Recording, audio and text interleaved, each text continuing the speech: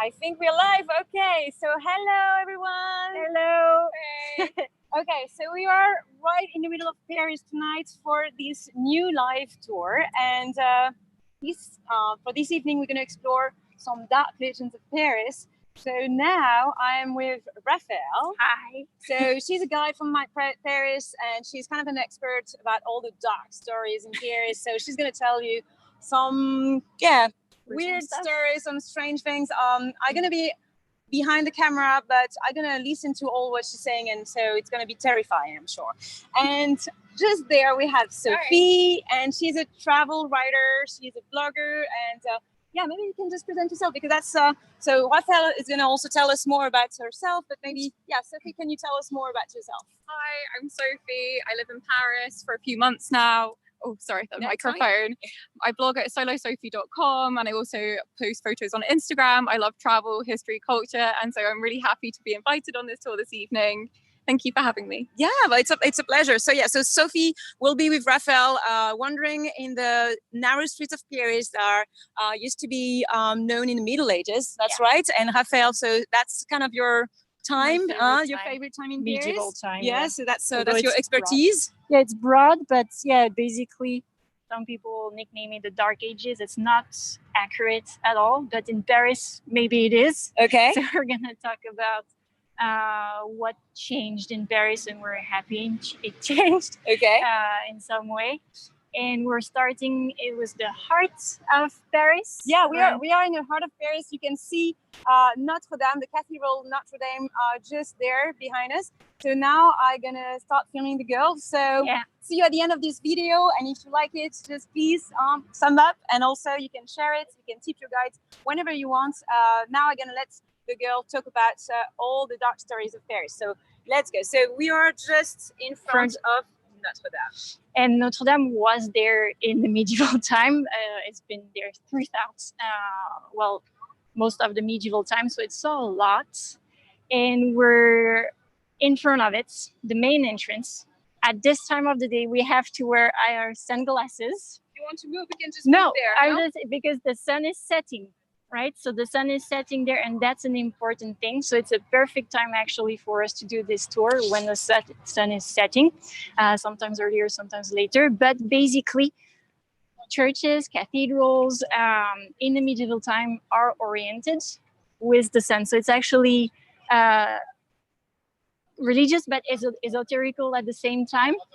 So there is a religious meaning with it. So it follows the sun, but it's also so the hope in the morning when the sun rises, and the end of the hope, and in the evening, basically the end of the world, the end of the apocalypse. And that's why it's interesting. So not for us today because we can't get closer, but on doors, on churches, if you're interested in looking at the sculptures that we have on Gothic churches, it's where you'll see all the sculptures about the apocalypse. So so we're in front of the apocalypse. Okay. I have a question actually. Yes. During the medieval period, would the cathedral front have looked like this? Would it have been the same, or would it have been different? You wouldn't recognize it. The shape was the same, but there's something that changed, and it's the colors.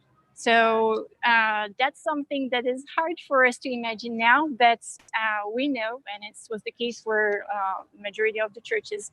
Most of the statues that you see everywhere that depicts, scenes from the Bible and things like, they used to be more bright, painted in colors. Like in bright colors? Like yes, as much as they could at the time. Yes.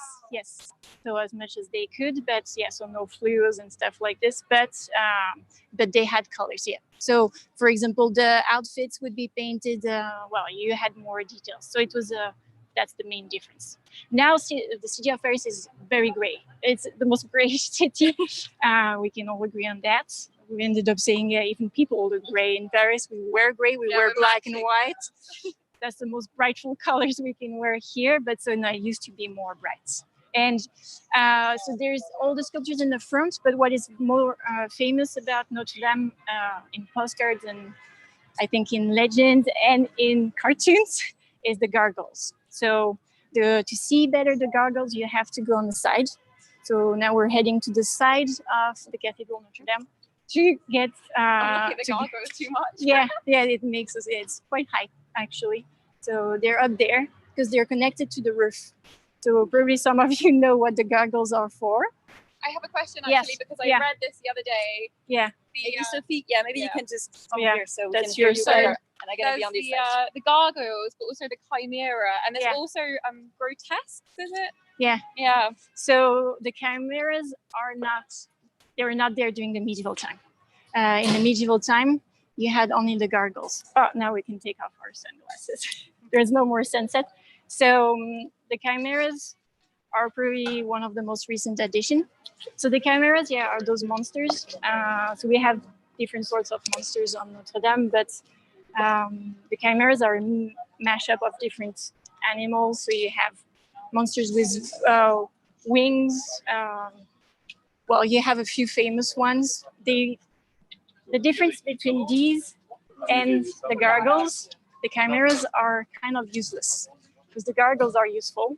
We'll see what they're useful for. The chimeras are just sitting there.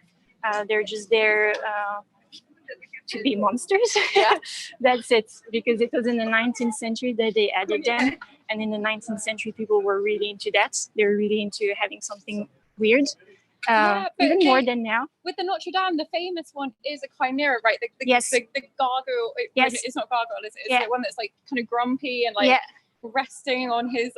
That looks very melancholic, overlooking the city of Paris from his balcony up there. So this one is the most famous, and it's on the postcards. Yes. So it's good that you know that. So that's a chimera, and the gargoyles are horizontal. They're straight. Well, very simply, they're just water drains. They're beautiful water drains. I mean, if we could all have water drains like this now on our buildings, I would be really happy. But basically on the side, you have the flying buttresses that are actually, there's a drain on top of them. And so it's taking the water from the roof when it's raining, and God knows it rains usually in Paris. And so when it rains, it actually looks like a big fountain. Notre-Dame turns into a big fountain. So you have it's just pushing it away from the walls so that you don't have water dripping on the side of the walls. And it's actually just, gargoyle. So I can actually do a little demonstration of what? I'm not gonna. You're gonna do the gaggle? I'm not gonna spit, but it's just as a gargarism. It has to be seen, but a gargarism, basically when you're brushing your teeth and things, you're doing the same thing than a gargle in a way. Basically, it's the same origin. So gargarism, garg something, so it has to do with the throat. So what you have here, what you see, but it's hard to see because it's really high, but there's a hole in their mouth and they're doing gargarism. They're throwing the water, but through their mouth. They're pretty scary. They're supposed to be aggressive creatures. That's why, for example, if they represent animals or monsters, one sign to see if it's an aggressive animal, is they have the ears in the back. Like we say that for, I think for horses, and when they get aggressive, they get the dogs too. Well, so that's the same on gargoyles. They have their ears in the back. They're not friendly. They don't have ears in the front. But why are they so scary and aggressive? Is it like a sign to get rid of the bad weather? So that's what we kind of assume later. And there's always those kinds of legends around churches because the belief is usually that the evil, the devil is trying to get in the house of God. So for example, I grew up in Strasbourg, which has the most beautiful cathedral. But in Strasbourg, it's a big cathedral, and there's always wind around the cathedral. Like there's always a wind blowing around it. No matter, I don't know, the time of the year, but there's always wind. And the belief is that it's the devil trying to get in. Well, that's what we say to him. So there's always those kind of things that you need to scare away. So the devil needs to be scared away and things like this. But would the gargoyles have been painted, or would it have just been? For the front facade, they found pigments on the gargoyles. I don't know if they went all the way up to the gargoyles. Maybe, actually. So or it's really more the front. I would say that was colorful, but I don't know which color would they be painted to. Like, would it be even scarier with the colors? I don't know. Yeah. And talking about the water, sorry. The water? The water, I actually read the other day that it rains more in Paris than London, but it just rains a heavier amount in Paris each time. So even if it looks very nice right now, it rains a lot. Yeah. We say there's no, even with the rain, Paris can be visited under every weather. The rain is actually nice in Paris. It's very nice for photos as long as you have an umbrella of your camera. Yeah. Well, so where are we now? In some more old streets of Paris that haven't been destroyed by the 19th century or housemen decided to knock everything down. So now we're getting into some old to follow us. So now it's the Rue Chanoinesse that we're going to enter, and so you can maybe tell us more about. So it's a small street next to a cathedral. Now we lose completely this side of the history, but the cathedral was not a single solitary thing in the middle of the city.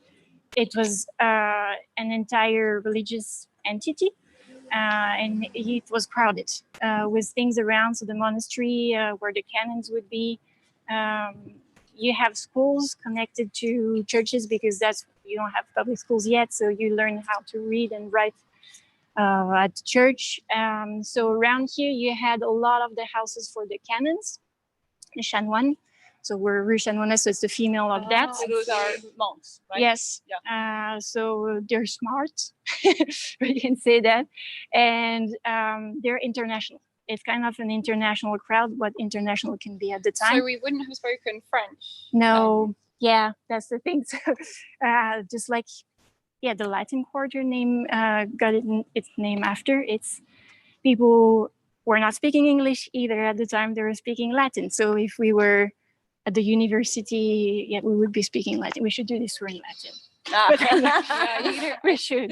Someday. We can try. Yes, but you had people from all over Europe. You had students, male. You had students from Germany. But only men. Well, you had female educated, but in this place especially, it was mostly men. It was probably easier to travel and things like this, so the situation was easier. And they had their lives. So the daily life of a student did not change that much from the life of a student now in Paris. We read that, the people were complaining about the high prices of the rent. Really? Oh, wow. Yeah, relatable. Relatable. So people ended up, living in small places, eating out a lot. Well, not that Paris is a big street food place, but you have small kitchens. But we always pick things up on the go when we're out with our friends. You have little cafes like this. You just grab food.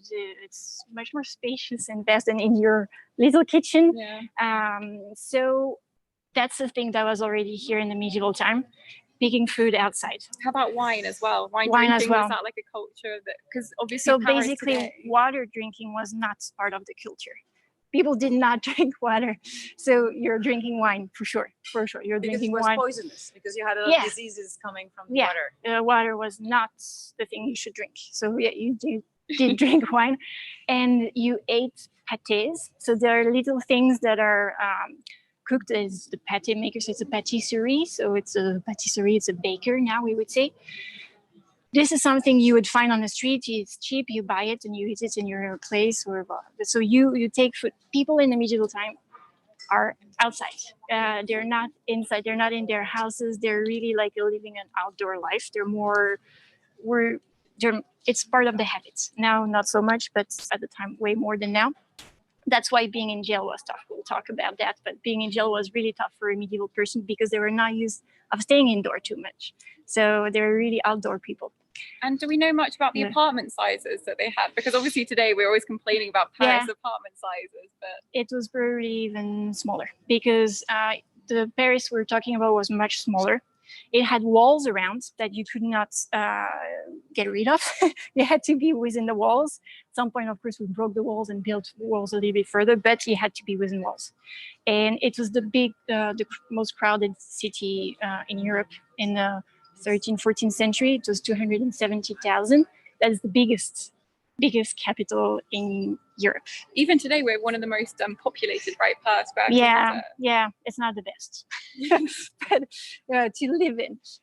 But so in the street, especially, there was actually one of the most famous pâté maker. In street? Yes, in the medieval time. We know about that because the story didn't go so well. It's not just about food. So, how are you? Yes. So it's much better now because so it's gonna sound a little familiar if I tell you the story, because the protagonists are very simply, so you have a baker and then you have a barber. Maybe already it rings some bells in some people's heads, but a baker and a barber next to each other, so two little businesses like you have thousands in Paris. The baker is famous for his pâté. And at some point, something happened, you can imagine. So it's just that in front of the store of the barber, there was a dog barking. So it's a cute story with a dog. And it's a kind of a legend, but there's some true stuff in that. So the dog was barking in front of the door and he did not stop barking. So it was kind of, telling the neighbors that there was something going on. And there was an investigation because the dog didn't want to leave. And so the barber, basically, it was like a business in between the two. So if I say that, people are going to understand what I'm talking about.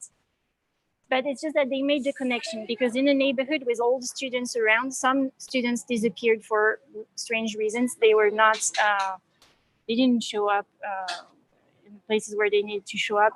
So there was some people disappearing very suddenly. And people didn't really care for a long time because there's no police at the time. I mean, the system is completely different. So you have to imagine there's no investigation like we have now. There were students missing, and they found them actually in the basement of the barber, and their basements were connected to two old medieval places. The basement of the barber was connecting to the basement of the baker, and they found out it was a business. Basically, they were using the students' meat to do pâtés. Okay, well, that was not the ending I was expecting. Really? Well, it's not even the ending. Oh my God. Because basically, so yes, they were making business like this. So yeah, you do business as you can, but that was probably the worst way to make business. But the other thing is that they had a good reputation. I mean, for the pâtés. So wait, so they're not sweet pastries at this point. They're like no sausage pâté. rolls. It's like pies. Meat pies. Yeah. And so the king ended up eating those pâtés because it's on the Ile de la Cité where the king was living. And when things have a good, like a TripAdvisor, a 5-star thing, the king wants it. So he got those pâtés. And so I think if the king didn't have the pâtés, it would have been harsh, but their treatment was really harsh. When they got arrested, basically, we say that they were put in metal cages, which were set on fire. So they were burned into little metal cages. You know, you have to repent from the sin. That's a big sin, I would say, eating student flesh and making people eating them without knowing it, unwillingly. But so all thanks to a dog. We can say that's a cute story. And then after their houses were put down, so there's nothing left. We passed by a thing with policemen, and in the basement, some people say there is still a piece of stone left. So we have a lot of old stones in Paris, and actually, I love old stones. And I haven't seen this one, but there's an old piece of stone that would be actually kind of the stone table on which they would cut students' bodies and make, like a butcher. And now we're passing a restaurant.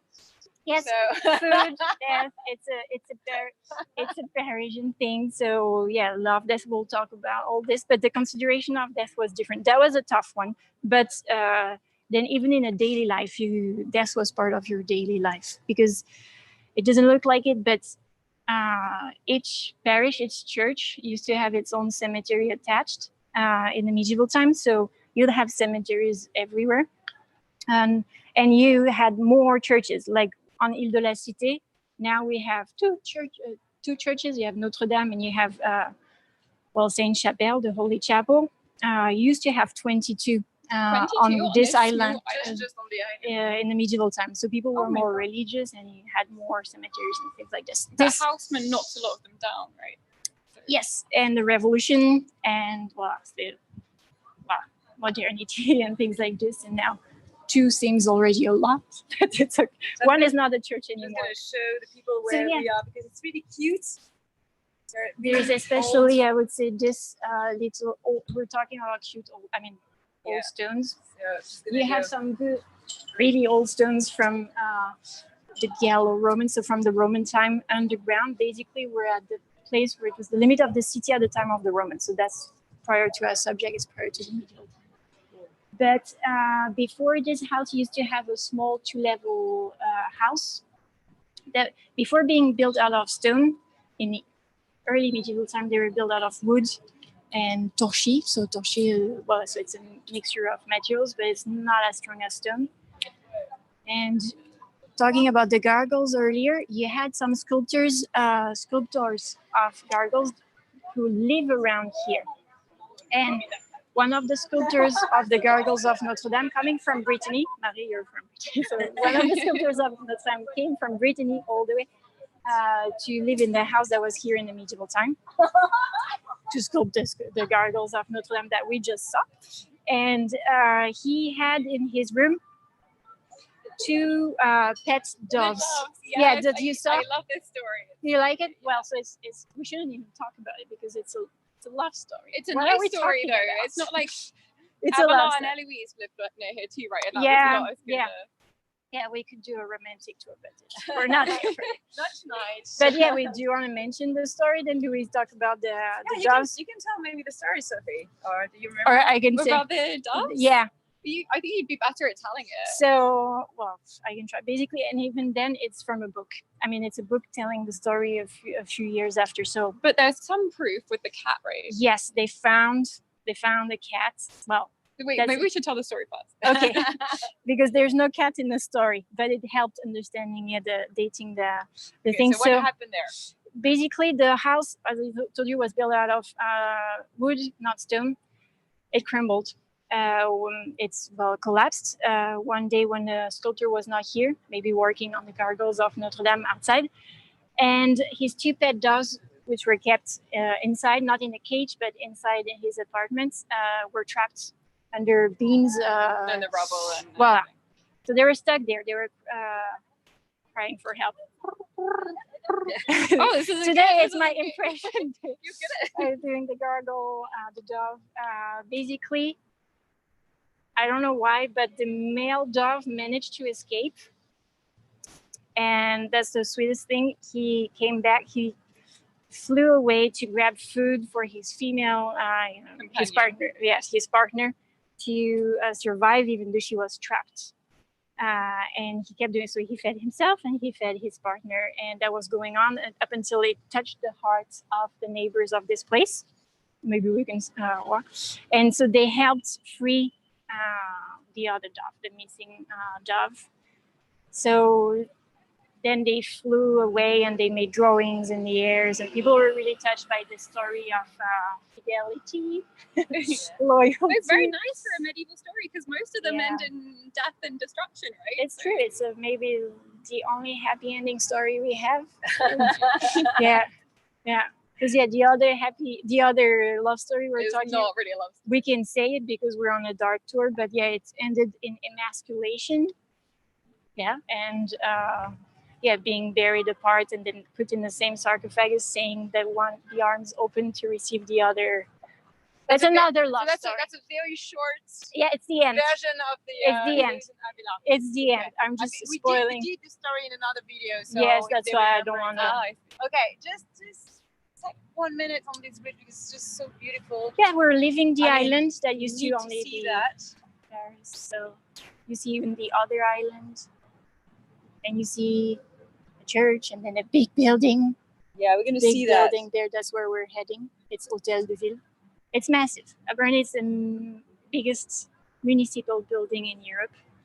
And the sun is setting now, so it's just perfect time to start a dog tour. Yeah. Okay, we're gonna continue that way. But the islands during the medieval period, would there be more islands? I read that there are some lost islands of the sand. Yes. Also the big one. So Ile de la Cité is for sure the most important one. This one was there was no houses on it. It was more like so Ile Saint-Louis was a small island for your cows to pass, basically, or to hang your laundry. Oh, it was very rural. It was very rural. There was nothing on it, but Ile de la Cité is the cradle of Paris. There's no doubt about it. Since the Romans, since the Pharisee, basically 52 BC is when we date Paris. So it's only Ile de la Cité. Sorry, just And so yes, you have a few smaller islands that have been put into the big one. Are you mentioning this because you know of a story of one of the islands, or? No, I feel like there's something dark happening. Because there is it's the end of a big story that it ended on one of these islands. So one of the islands that disappeared, which is in the front of Ile de la Cité, they used it for the execution of 4 people in 1314. So in 1314, they burnt alive the last of the last Knight Templars. On that island? On that island. That's now where we go for picnics, and they've got weeping willow trees, and it's very romantic. Yes. And everyone wants to have their first date there, and that's... Of course, you want your date there. Yeah. You always have, anyway, in Paris you have dates. And you have a lot of dark stories there. So you end up having dates where you had either a cemetery, somebody being burned alive. It happens. Or a combination. It happens. Yes, exactly. Usually it's combinations of it. It's not just one thing. You get a combination of things. But so yeah, the end of Ile de la Cité, there's a sign there that tells you that it's where Jacques de Molay, so the Grand Master of the Order of the Temple, was burnt alive. That's not a small event. That's a big event. So that was under the King Philippe le Bel. So it was the king who started the war against the Knight Templars. So in 1307, there was a lot of torture. There was a lot of trials going on for 7 years up until they decided to just quit it and just burn them alive. So that's how it ended for the Knight Templars. And now we're heading to what is a big square in front of the City Hall of Paris, where our mayor is working. Not now, it's too late. But maybe, yeah. And so we're gonna cross a big road. Yeah.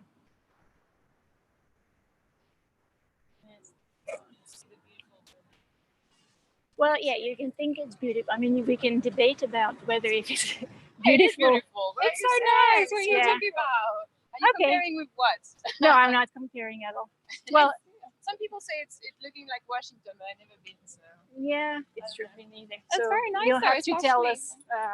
People will have to tell us what they think. But so, Hôtel de Ville means city hall, not to be confused as a hotel of the city means the city hall, and it had many names along the years, but it's the main, the central power of the city when it's not the religious central power or the king's power. I mean, you have different types of power. But here it was called the house, the Pillars house, the house of pillars, and then the city hall and things like this. So as it's a main power place, you had some main executions. Here too? Yes, it's here everywhere too. in Paris. So yes, And in places that are even more crowded and small, in the medieval time, you never had large squares like this. Never. It didn't exist. In front of Notre-Dame, that didn't exist. You had houses up to the front almost. So you never had any light in your house either? No wonder they were outside all the time. Yeah, it was very dark, like literally dark.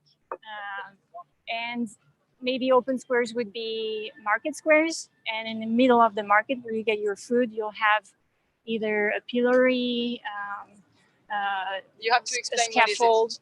What is a pillory? So a pillory is something else. We're going to talk about the scaffold here. So scaffold, right? Like for buildings. So that's where you're executed. In the market square where you're buying your food? Yes. So, well, I said earlier, you don't have a police. You don't have... so once people are arrested, if they get caught, usually they have to get caught, they'll have a small trial. Sometimes it comes with torture, and then they'll have the punishment that was declared in the trial in public to scare other people, so that people actually, it's true, get scared of it and don't want to commit crimes, which kind of works. But so it would be from small things, like if you're a maid in a family's house and you get too nosy or something. Basically, that doesn't seem like a very big crime. Yeah. You know, in Paris today, we're always spying on our neighbors. Yeah, but so if your owners somehow would tell on you, the punishment would be to have your ear cut in public. This is very extreme. The funny thing is that then if you're in this industry and you're working for people, the best thing on your CV is to still have your 2 ears. Because if you left one or even two, it means you've been doing bad stuff in your previous employer's place. So that's a good way. Yeah, a good CV is 2 ears. Voila. So, but that's a small thing. Now, in this square happened what we consider the most gruesome, the most horrific execution, the execution of Damiens. Does it ring a bell? Damiens. No. He's kind of not so famous. He's famous for his execution. He's famous for how he died. So of course there was a trial before, things like that, and then here what happened is what he was sentenced to. So to tell you what you can be, we talked about addition of sentences. So first thing, so he was attached to. You're gonna. I'm not sure I want to mimic that, but yeah. So he was. You're gonna mimic Damiens. So, okay, you're gonna be attached. So maybe Sophie, you want to play the Damiens. So the hands. Sorry, the hands attached. Well, I guess like these are in the front, but basically they were attached. He was holding a knife. The knife with which he committed the crime. Allegedly, though. Allegedly. Or was he seen? So basically, he was seen. So he got tortured and killed as if he killed the king. That was what he was judged for, killing the king. So it was with a knife. So he's holding the knife.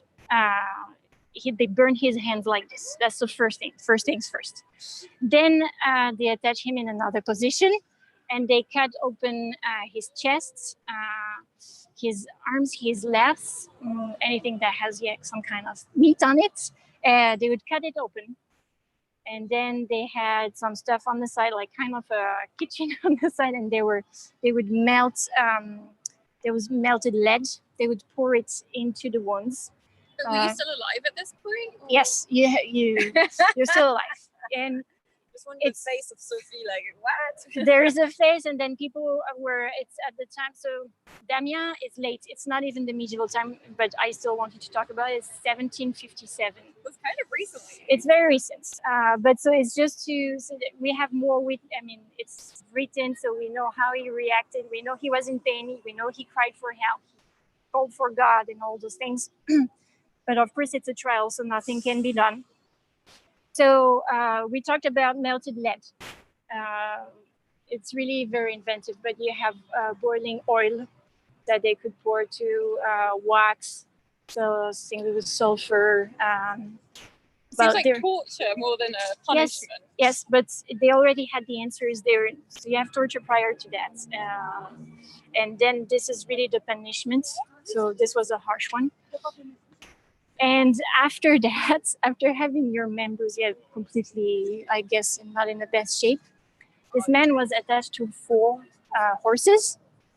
And those 4 horses were asked to be going in different directions. And so that's basically being quartered. So he was quartered. There's an expression though in English, how do you say it? Hung, drawn and quartered. Yeah. You're hung up and then you're like, oh, drawn like you described with the cuts. And then quartered. That's usually, quartered is usually the end because we know there's very few chances you don't get taken into pieces.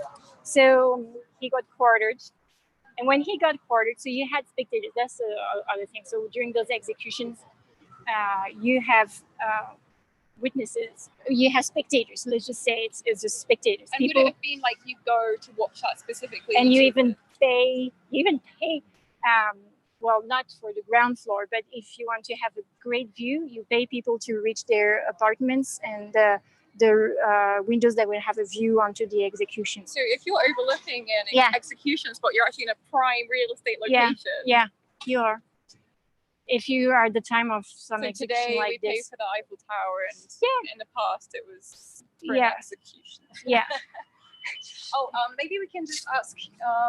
And we can just ask everyone that is following us if they ever came in this place. Yeah. So can you answer in the chat if you ever came in Hôtel de Ville place and if you ever imagine all the worst nightmare happening here. It's now a very lovely place. It's also where you have BHV, which is a department store that's pretty known in Le Marais. It's also the start of Le Marais, so it's a great neighborhood now. So you can tell us maybe in comments. And of course, if you have any question, please do ask us. And we're going to try to answer them. Thank you. Yeah. And so we were talking about quartering. So it went well, let's say it that way. But there is a witness that overheard a lady at a window. So she was from the high society. And when she saw the horses being whipped to tear the man apart, she would have said, oh my God, those poor things. Not talking about Damiens, but talking about the horses that we were whipping to quarter Damiens. So some people were feeling really concerned about the horses. The well-being. Yeah, for the well-being of the horses, which is really ahead of its time. And that's not even the end of Damiens. So he was put into pieces. And then the pieces of his body were set on fire.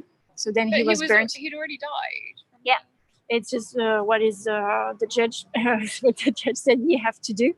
So you have to do it up until, basically, when you're sentenced to death, it's as if you didn't exist anymore, especially not as a Christian. So that's a very important thing. So not only you're hanged in public, you're killed in public, but you don't have the right to be in a proper cemetery. You don't have the right to be buried.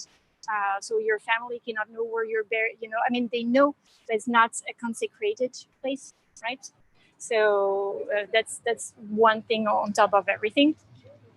So usually the leftovers of people being hanged in Paris, being burnt or being boiled, because you also have people being boiled alive. Being boiled and dying. Yeah. So those remains are brought to gallows, bigger gallows that are outside the city. So past the walls of the city, you still have kind of execution places. And for example, you're beheaded in Paris. After you've been beheaded, as you're not buried. So they're gonna bring you to the gallow. So the most famous gallow is gallow of Montfaucon. So the Gibet de Montfaucon, gallow of Montfaucon, northeast of Paris. And what would that be now? What if we were to go? It's the Communist Party headquarters. Oh, okay. And it's a beautiful architecture by Niemeyer. So it's a beautiful architecture It's where Kanye West did his last fashion during the last fashion week. Oh, it's got a very unusual history for what's now used as. Yeah, so it was probably the worst gallow, because if I talk about gallow, I mean you have to just. Okay, so I'm gonna tell you something. I'm gonna be teasing, but today we're just talking. But if you do tours like this, basically we'll have images. So today we don't have images, but with images you really understand better what we're talking about. So I'm gonna try to describe what this gallow was. The gallow of Montfaucon. Over there. Yeah. Or just lower. Yeah. Okay. So I'll try to explain. Okay. But usually, if we say gallow, if I tell you a gallow, what do you have in mind? Something with one person? One person hanging? Right? Yeah. No? Yeah. Is that right? I don't So know. that's what the gallow is. But then gallows in Paris ended up being something else. It's still the same purpose, but they made an architecture of it. So it was on top of a small hill, and it became. Oh yeah, you showed me the picture earlier. Yeah. So the picture helps, but basically, well, I'll show you pictures if you come to Paris. I have plenty of pictures. So it was made of 16 pillars of stone. You have beams connecting all those pillars, and so you will have 28 beams per level on 2 levels. So 20, basically. Well, and some people say that it was actually not in the shape of a square, but in an open rectangle. So you have people debating about the shape of it. But basically, you could hang 48 to 60 people at the same time. So some of them were executed on the spot, and some of them, as we said, when you were executed in Paris, I wanted to show you something over there. Yeah, we're gonna go there. Just at the door there. And so you were brought there and put there, hang there after your death. So post-mortem. To deter other people from committing crimes, I guess. And so that's the judgment would be like up until your bones fall apart. So imagine it actually can take a long time, like it can take 2 years or something. And so we would say that, to show you, I don't know. The tower, yeah, we can So- see it from over there, I think. We're in front of a closed park, but it's just that at night, sometimes you get to see things. Okay, so you have to spot it over there. I just wanted to show live version. So it's not a pigeon, but there was. So if we could see some movement, that would be great. Okay, so tell us what you were looking for. We're looking for rats of Paris, Okay, the famous okay. rats of Paris. Well, we have already a sign here. Yeah, that says stop feeding the rats. So basically, when you store food on the Stop ground. feeding the rats. So we have like hundreds of rats here. Hundreds of maybe? rats, thousands. So in general, we say you have 2 rats per Parisian. Okay. Do you know how many Parisians we are? Yeah, about 2-3 million. So. Yes. So double that, and you have the amount of rats we have under our feet on a daily basis. And so they're part of the life in Paris. They're the underground Parisians. They have their life too. They're part of the history up to Disney, who included the rats in their in Ratatouille. Oh my gosh, yeah. I didn't even consider. It's so Parisian that yes, of course, Ratatouille. But we don't have a pigeon Disney yet. No, they could be. Yeah, one of the doves. Sometimes I think that the story of the doves, I like to think that they were actually pigeons, because it would be more accurate. I can film you guys here In front of the in big front of tower, the tower. Okay, so just describe what you have. in front, behind. So it's the Tower Saint-Jacques. Tour Saint-Jacques, maybe we can translate it by Tower St. James Tower, but on the map it will be probably called Tour Saint-Jacques. Full name was St. James of the Butchery, Saint-Jacques de la Boucherie, but we lost the full name because we lost a lot of things. This is probably the most mysterious building in Paris to the Parisian, because we don't know why is there this single Gothic bell tower in the middle of a park. It's a very lonely tower. That's why it's a beautiful. I mean, its loneliness is Really beautiful. Seeing from another angle, from because another here the street. sun is on the other side. Yeah. Let's meet maybe just on your.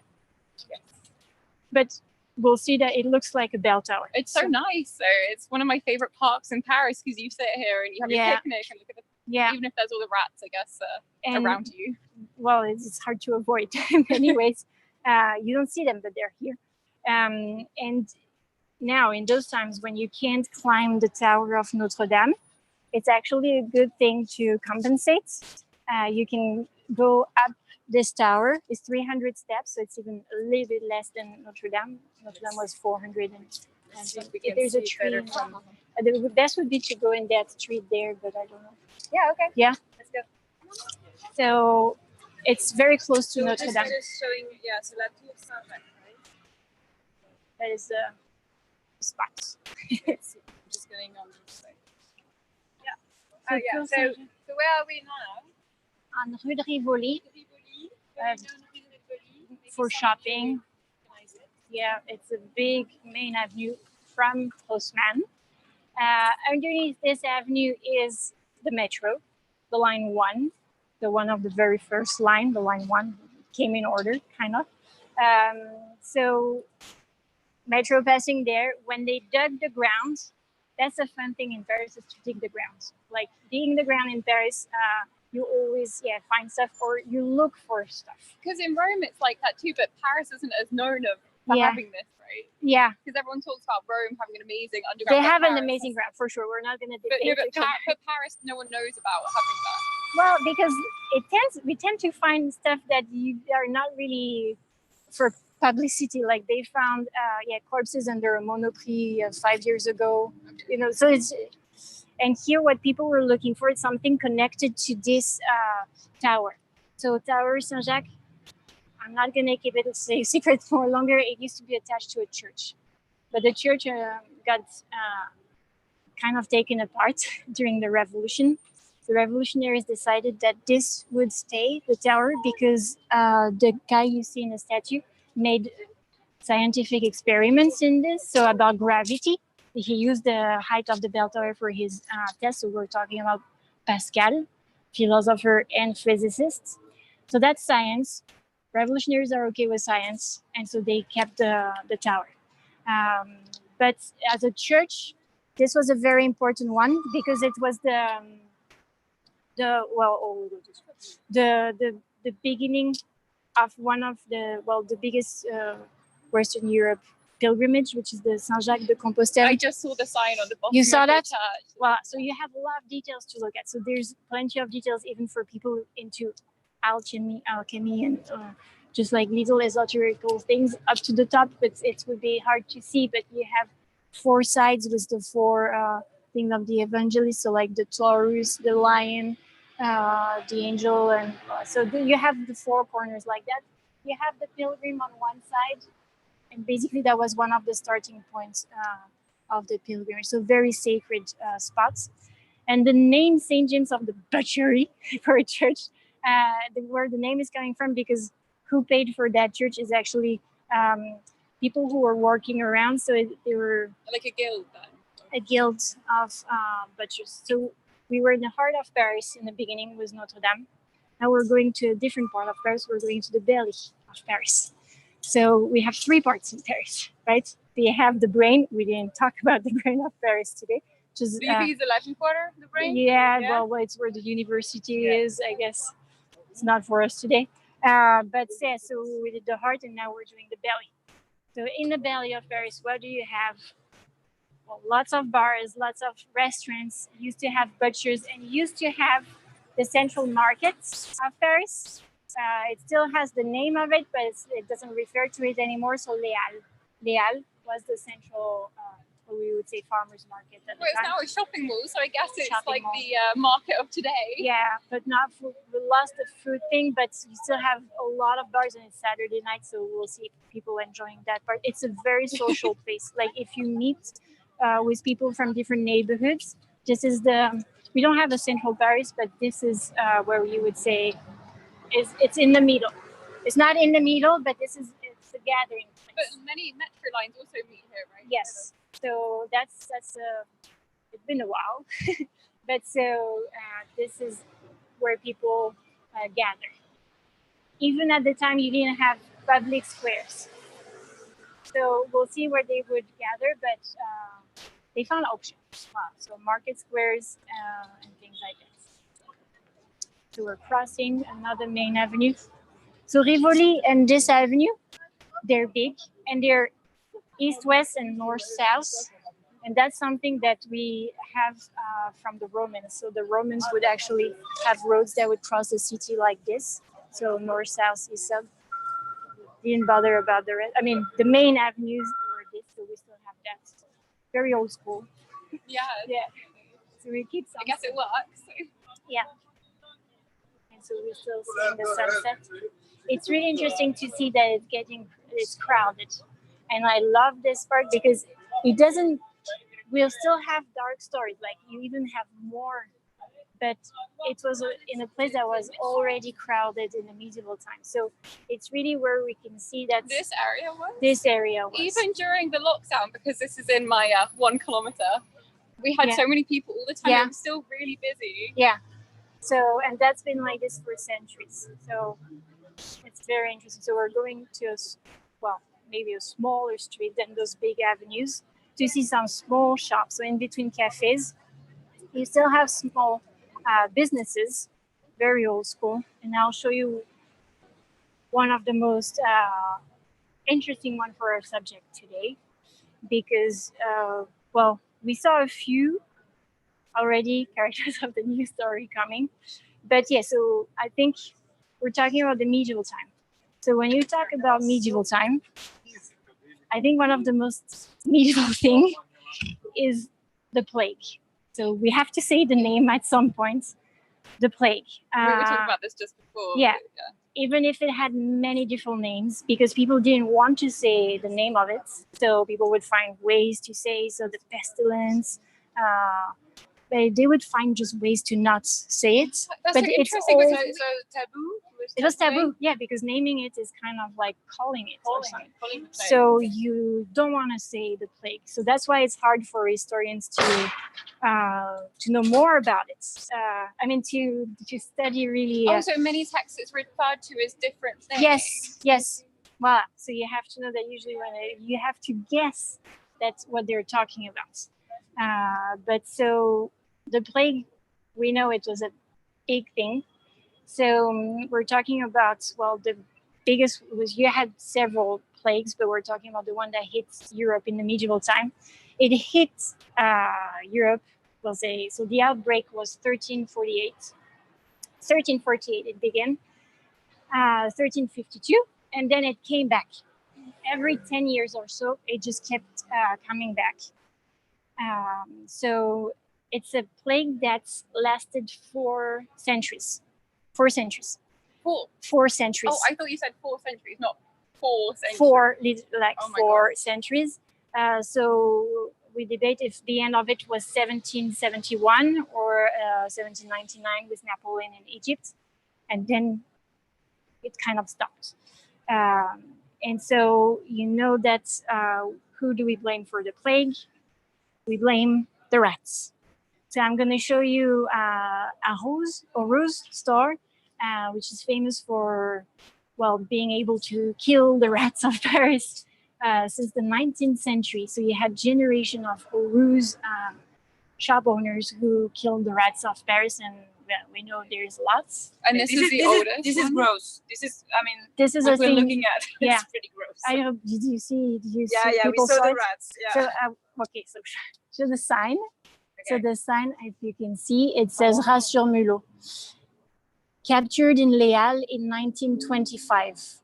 So they're not new ones, but it means they were captured in the market. So the food markets, the farmers' markets. The sewer rats, why are they? Is that like? So you have different rats, and wait, there's different. I thought it was just a rat. No, so it's actually, we can make the distinction between actually 2 big kinds, and we were talking about the medieval plague. These were not there. These are modern rats. They arrived in 1720. They crossed the Volga, so they come from the eastern countries, so basically Asia and things. But so the medieval rats were actually small black rats. Oh, they weren't these the rats that we They were see not everywhere. these. So they were small black, and they were. This is the Rattus norvegicus, something. Oh, and the other And one's then- Rattus rattus. Yes, and the Rattus rattus was the one that brought the plague.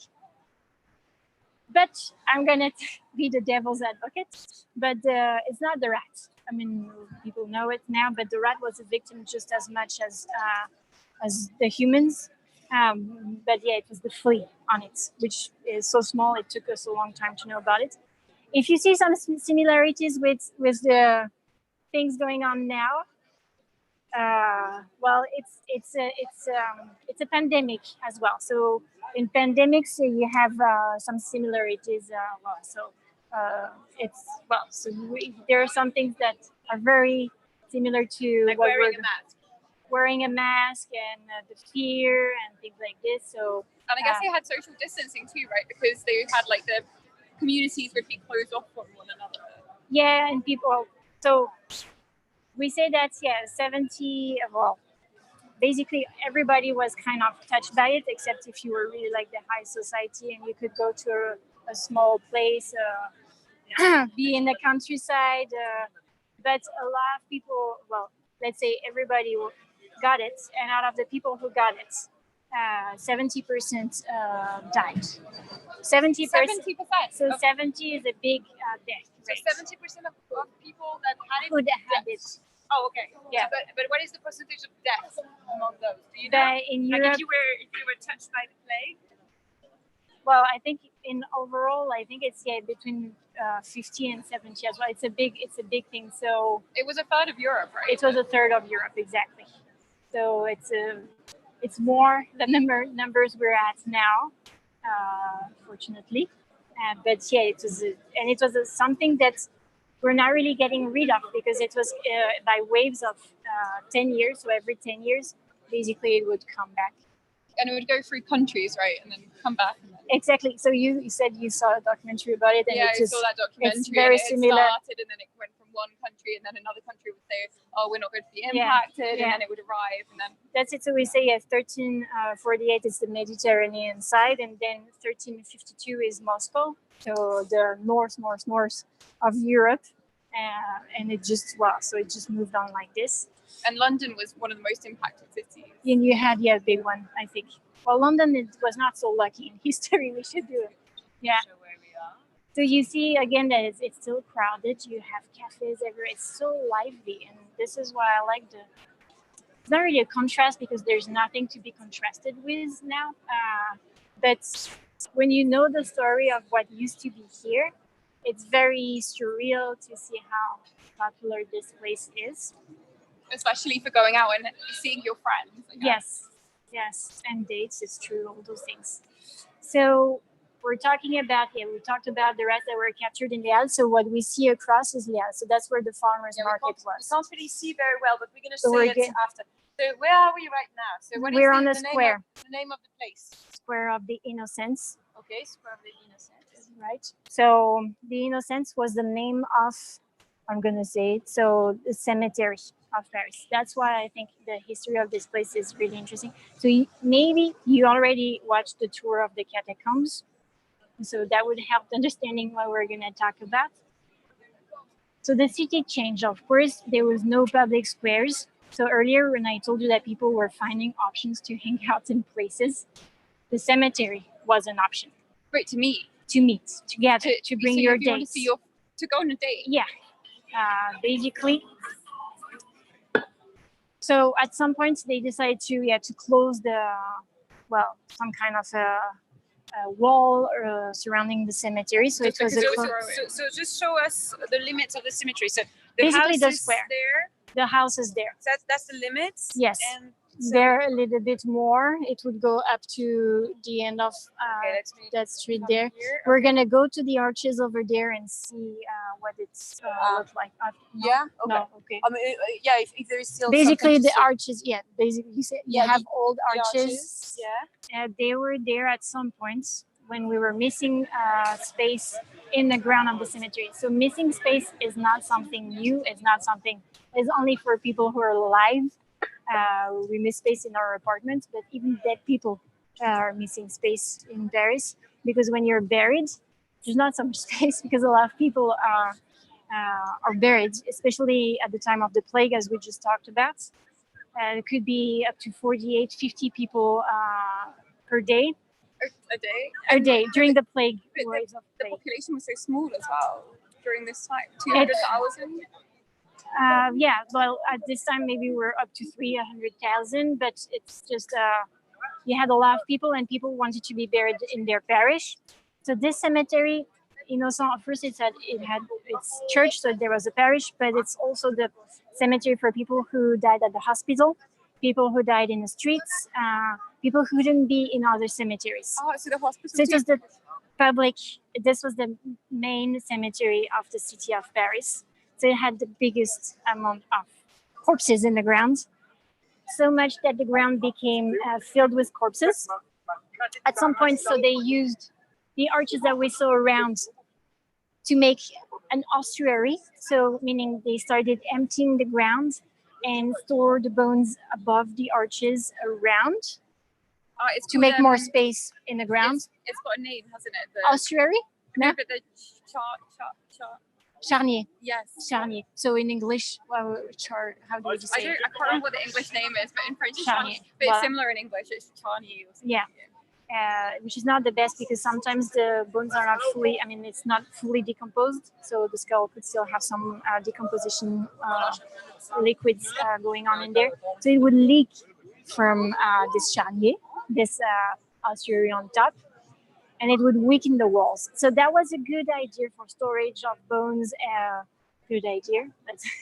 And making space in the ground for more corpses. But then you were facing another issue, which is that you're putting too much corpses in the ground. So what happened in 1780? So it's an event we already talked about in the catacombs tour, but basically one of the neighbors in his basement, he found a pile of half decomposed bodies because the cemetery popped. And it was a bar as well, right? So people would It was for wine. Yeah, he had wine in his cellar. We'll have wines in our cellars if we do have cellars. If we have cellars. So basically, it was no more bottles of wine. It was half decomposed bodies. Because this ground of the cemetery ended up being 2 meters higher than the rest of the neighborhood. And body fluids were leaking from the ossuary on the side, as I told you.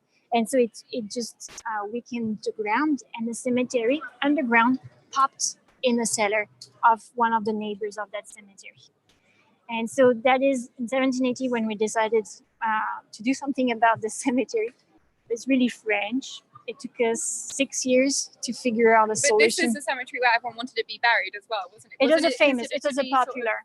Yeah, it was popular because it was it was famous. It's the biggest one, not so much for the names of people who are in there, but because it's the one. It's the big one, big cemetery. So today it was known for the recluse as well. You can tell us. That's something. Well, yeah.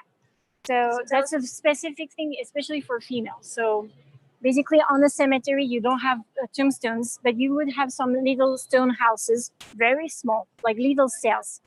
Didn't look like much. And in these little cells, you have one woman who would be condemning herself to a life sentence into these little houses. Oh, they build themselves. Yeah. So basically, people build it around them. So it has to be in agreement with the church because it's actually an ultimate attempt to a better life. So for women who've been through a lot in their lives, and they could have been through a lot in their lives at the time, not saying anything, but so they would just sentence themselves to a slow death like this. It's not death by starvation or anything because people would actually bring them. Charity was very important. So people would bring them food as much as they could eat if they still had teeth because they tend to fall over a while. So blankets. So meaning living in a box. No toilet facilities. So that's it kind of gets if you go into the details, and no feces they end up piling up.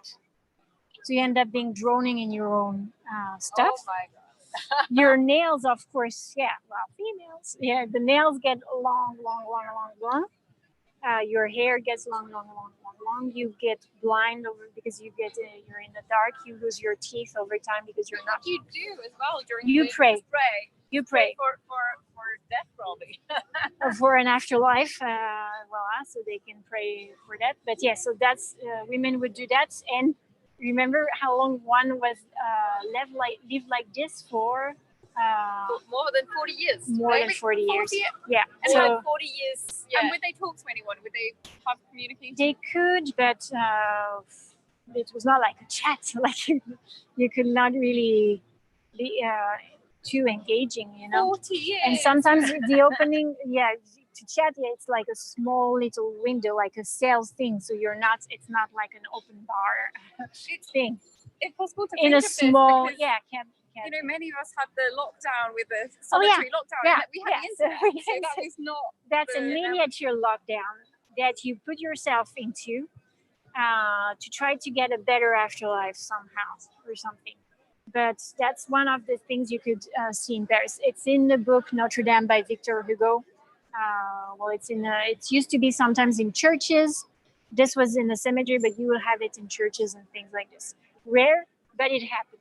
Okay. So that's one of the people you could encounter in your stroll in the cemetery, along with people having dates, as we said earlier. Yeah. So we're going to conclude here. With this little mini cell. Okay. Yeah. So I'm going to put my back on the camera. Maybe just doing a little selfie mode. Okay, so guys, I hope you heard well all the stories that we were telling tonight. So if you have any question, that's now the moment. You can, of course, email us. You can, like I say, share. You can like the video. You can also just click on the button to get, but I'm sure you're already part of the My Paris chain on YouTube. And so thank you so much, Raphaëlle, for all your stories. You're welcome. There's so much. been very interesting, but also quite scary, and talking about the plague and all. But we're gonna be fine. We're gonna, just having probably a glass of wine or something, just to think about something else, because that was kind of scary. Thank you so much, Sophie. So you can, so you already told. solosophie.com. Exactly. I will comment on this video with my YouTube. Oh, perfect. Okay, so you can follow Sophie on Instagram if it's not already done. Thank you so much, guys. We're going to see you next week. So we don't know yet what's going to be the subject. Maybe we're going to do, I don't know. Actually, put on comment whatever you feel like having, and it's not maybe for next week, but maybe for the weeks after that. Thank you so much for following us. Mwah. Bye-bye from Paris, from the center of Paris. It was very nice. Yeah. Just going to see very quickly if you have any comments, and if you're not, questions. Or questions, exactly. And then we're going to leave you. So, so who was following us tonight? I'm just looking up. So we have Luciana, Stephanie, Brenda from India. We have John, Linda, Ben, Bertrand, of course. And Caroline, Susan. Okay, that's a lot of people. Patty. So, Oh, okay. Ben and John. Yeah, merci beaucoup. Merci à vous. Merci pour le live, for the one speaking some French. And see you next week.